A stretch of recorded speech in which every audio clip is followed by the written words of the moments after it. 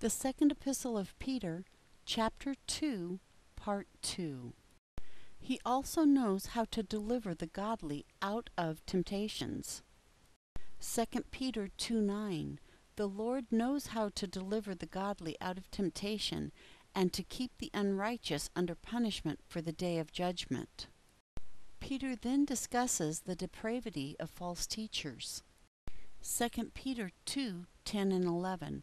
But chiefly those who walk after the flesh in the lust of defilement, and despise authority, daring, self-willed, they are not afraid to speak evil of dignitaries, whereas angels, though greater in might and power, don't bring a railing judgment against them before the Lord. In arrogance they revile against authority, all the while reveling in pleasure and lusts, as they circulate among the Christians they seek to influence. 2 Peter 2:12 through 14. But these, as unreasoning creatures, born natural animals, to be taken and destroyed, speaking evil in matters about which they are ignorant, will in their destroying surely be destroyed, receiving the wages of unrighteousness. People who count it a pleasure to revel in the daytime, spots and blemishes, reveling in their deceit while they feast with you, having eyes full of adultery, and who can't cease from sin, enticing unsettled souls, having a heart trained in greed, children of cursing. Like the prophet Balaam, they are motivated by the wages of unrighteousness and have forsaken the right way. 2 Peter 2:15 and 16. Forsaking the right way, they went astray, having followed the way of Balaam, the son of Beor, who loved the wages of wrongdoing, but he was rebuked for his own disobedience. A mute donkey spoke with a man's voice and stopped the madness of the prophet. Empty of true substance, they are like wells without water, clouds tossed by a tempest.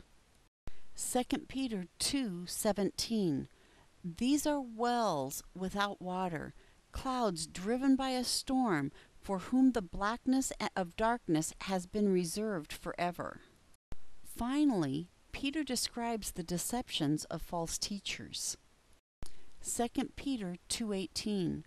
For uttering great swelling words of emptiness, they entice in the lusts of the flesh, by licentiousness, those who are indeed escaping from those who live in error. In both their methods and promises, they seek to deceive those who, like them, had once escaped the pollutions of the world. 2 Peter 2:19. Promising them liberty, while they themselves are bond servants of corruption, for by whom a man is overcome, by the shame is he also brought into bondage. But false teachers are once again enslaved by such pollutions, and their last end is worse than the beginning. 2 Peter 2:20 through 22.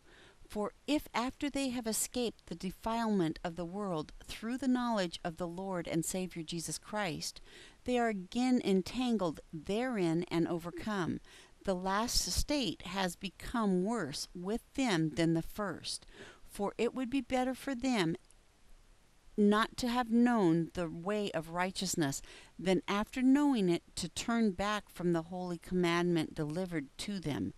But it has happened to them according to the true proverb, the dog turns to his own vomit again, and the sow that had washed to wallowing in mire. The second epistle of Peter, chapter 2, the end.